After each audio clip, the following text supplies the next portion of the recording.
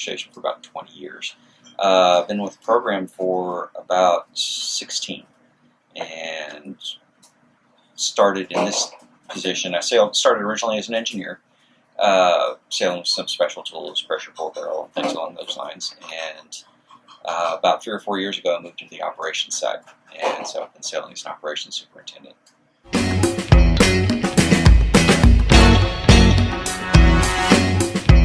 There's really not an average day.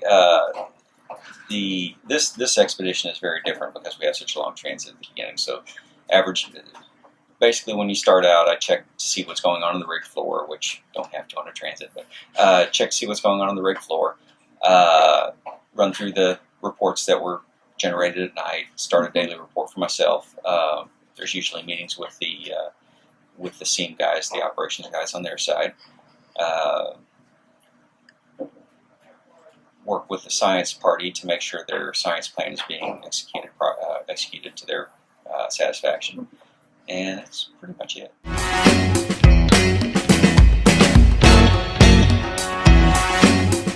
Biggest challenges, a lot of times out here it ends up being personality driven. I mean, most of the people know what they're doing, but you're stuck on a ship with the same people for 2 months at a time. Tempers tend to get the best of people occasionally, and that's usually the biggest challenge. And I think that's more because you're on a ship. You can't get away from everybody for lengthy periods. You don't leave for a weekend.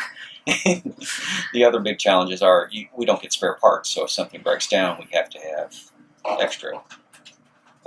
We have to have spare parts for everything, so we can't just drive down to the hardware store to buy things.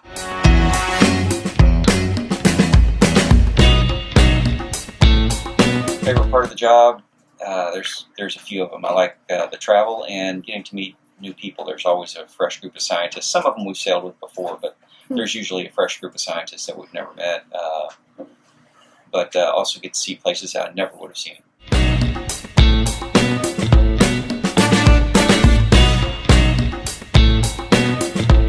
That's actually kind of a tough question. You forget what you know when you started, when you've been out here quite a while. So I actually wish I would have known more about geology when I started, because I really that's something that I think would have been helpful coming out here, being that we're working with geologists all the time. The other thing I wish I would have learned more about before I came out here would have been some of the maritime aspects of things. I like going up and talking to the captain and learning more things about the ship and how they do their job.